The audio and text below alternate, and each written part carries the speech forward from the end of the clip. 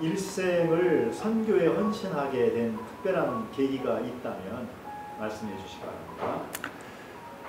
근데 제 인생을 선교에 헌신하게 된 특별한 계기가 있으면 얼마나 좋겠어요.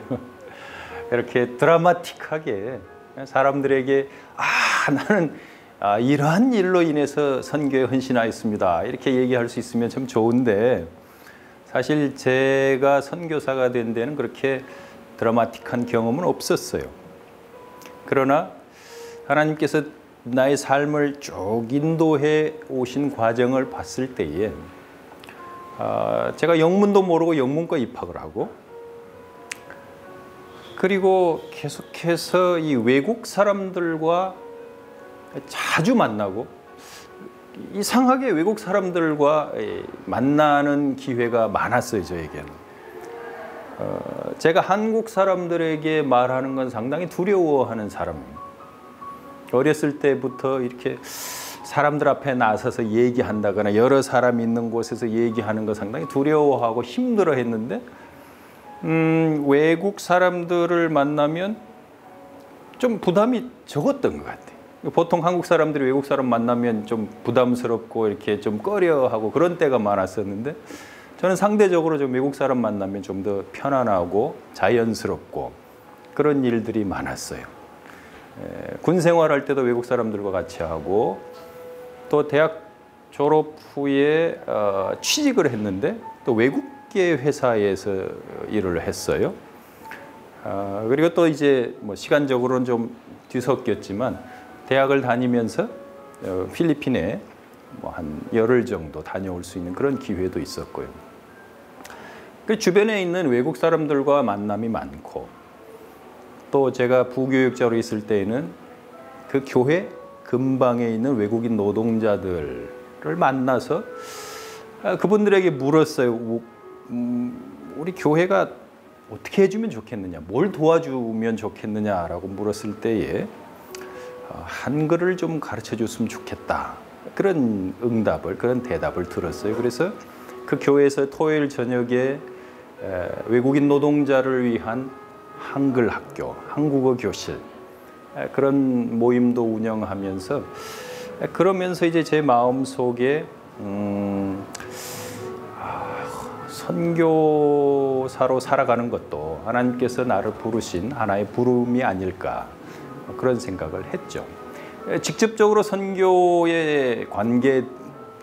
관계를 맺게 된 것은 신대원 3학년 1학기까지 마치고, 보통은 이제 신학교를 졸업하고 장례 사역을 준비해야 될 때인데, 제 마음속에 심각한 이제 질문이 생긴 거죠.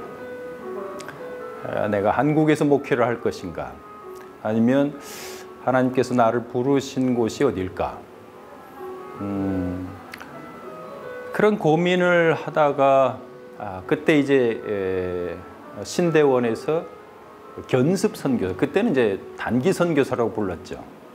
이제 견습 선교사를 모집하는 공고를 보고, 그때 제가 이제 결혼하고 1년이 안 됐던, 1년 조금 넘었던 그러한 때인데, 이제 선교지에 나가서 1년 동안 생활을 해보고 정말 하나님께서 나를 선교사로 부르셨는지에 대한 그런 고민을 현장에서 해보기로 그렇게 생각을 하고 이제 지원을 했고, 제가 전혀 알지 못했던 우즈베키스탄이라는 나라에 가서 이제 거기서 견습 선교사로 시간을 보내면서, 솔직한 고백은 견습 선교 1년 마치고 돌아오면서 아내와 비행기에서 나눴던 얘기는, 이 길은 우리가 갈 길이 아니다, 하나님께서 이 길로 우리를 부르신 건 아닌 것 같다 라는 이야기를 하고 돌아왔는데, 그 이후에도 여전히 하나님은 저를 선교대학원에 진학해서 공부하게 하시고 많은 선교사님들 만나게 하시고 또 외국 사람들을 계속해서 만나게 하시고 그래서 총회가 파송하는 그런 선교사의 길로 저를 인도하셨다. 그런 생각이 듭니다. 재밌네요. 재미있습니까? 재밌어요.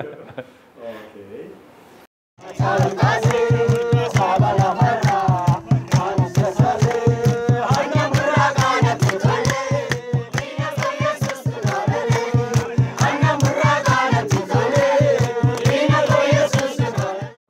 그러면 막상 이제 선교지로 떠날 때 가족의 반응이 어땠는지 모르겠어요. 이제 제가 선교지로 떠나는 게 이제 여러 번 있었죠. 첫 번째는 1995년에 신대원 3학년 1학기 마치고 견습 선교사로 나가는 게 이제 첫 번째 떠남이었고, 그때는 이제 저희 아이가 큰 아이, 10개월 된 큰 아이를 데리고 선교지로 갔고, 선교지 상황이 그때는 참 열악했습니다. 중앙아시아. 그러나 아이는 아무것도 모르죠. 부모가 가니까 같이 따라가는 것이고요. 가족들의 반응은 1년이니까 잘 다녀오라. 그런 반응이었습니다. 그런데 이제 두 번째 갈 때는 2002년에 총회 파송을 받고 선교지로 나가는데,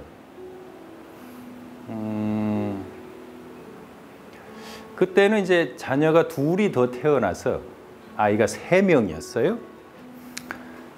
그리고 이제 큰 아이가 초등학교 2학년을 마쳤고, 둘째 아이가 이제 유치원 다니고, 막내가 7개월 때 비행기를 타고 다시 이제 우즈베키스탄으로 이제 가게 됐습니다. 그때 아이들은 뭐 그렇게 어떤 특별한 반응을 하지는 않았어요. 그냥 부모가 가니까 같이 따라가는 그런 정도였고, 다른 이제 부모님이나 형제들의 반응은 그래도 주의 일을 하겠다고 하고 선교에 헌신하고 나간다는 그러한 것 때문에 그래도 인정하고 또 격려하고 지지해 주는 그런 편이었어요.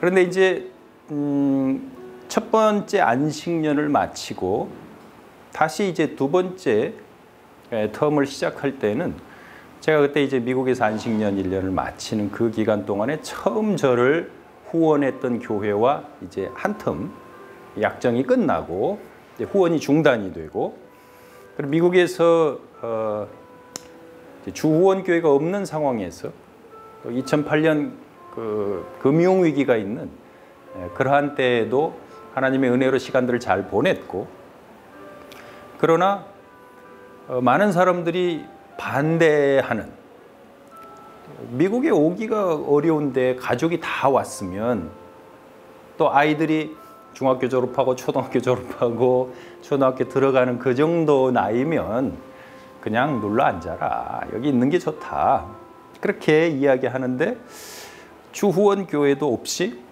저는 선교지로 돌아갈 그런 결심을 한 것도 아니죠. 선교지에서 나올 때부터 나는 1년 후에 1년 동안 안식년을 하고 돌아가겠다라고 이야기를 하고 나왔기 때문에, 그래서 그곳에서 선교지로 돌아가려고 하는데 주변 사람들이 좀 만류하는 사람들이 많아요. 그러나 미국에서 생활을 정리하고 한국으로 왔고, 그리고 이제 다시 선교지로 들어가려고 하는데 아이들도 그래요. 미국에서 한 1년 정도 이렇게 생활을 했는데, 처음에 갈 때는 아이들이 우리 우즈벡에 가고 싶다고, 거기 익숙하니까, 거기가 좋으니까 거기로 가고 싶다고 그러는데, 한 1년쯤 됐을 때 아이들에게 질문을 하죠. 너희들 여기 미국에 살고 싶으냐 아니면 선교지로 돌아가는 게 좋으냐. 1년쯤 됐을 때는 아이들이 여기 있는 것도 괜찮고 우즈벡에 돌아가는 것도 나쁘지 않고 이렇게 이야기를 했어요. 만약에 제가 거기서 안식년을 한 2년 정도 했다면 아마 아이들이 그냥 여기가 좋사오니 하고 거기에 아마 정착을 했을 수도 있죠. 그러나 저는 뭐 약속을 했고 그 약속을 지키기 위해서 다시 우즈베키스탄으로 돌아가겠다고 하는데 문제는 주후원 교회가 없잖아요. 그러니까 가족들이 반대를 하는 거예요. 부모님이나 또 주변에 있는 가까운 사람들이 반대를 합니다. 꼭 그렇게까지 선교를 해야 하느냐? 그렇지만 저는 가야 되는 줄 알았고 그리고 약속을 지키기 위해서 돌아갔고 그리고 제가 우즈베키스탄에 돌아간 이후에 한 3개월 정도 지났을 때에 다시 주후원 교회가 연결되는 그런 경험들을 했죠. 그러니까 다시 말씀드리면 아이들은 그냥 부모가 가는 길에 같이 따라갔었고요. 그것 때문에 아이들이 뭐 여러 지역, 여러 나라를 다니면서 고생을 많이 했고, 그러나 그것이 꼭 고생이라고만 할 수는 없고 아이들에게 소중한 경험과 좋은 자산이 됐겠죠. 가족들은 여전히 저희들의 그 선교사로서의 삶이 한편으로는 뭐 인정해주고 또 지원도 해주지만 또 한편으로는 안쓰럽고 좀 이제는 그만하고 한국에서 이렇게 정착할 수 있는, 한국에서 살 수 있는 방법을, 그러한 길을 찾아보는 게 좋지 않겠는가, 그런 이야기 하시는 분들도 많이 있습니다.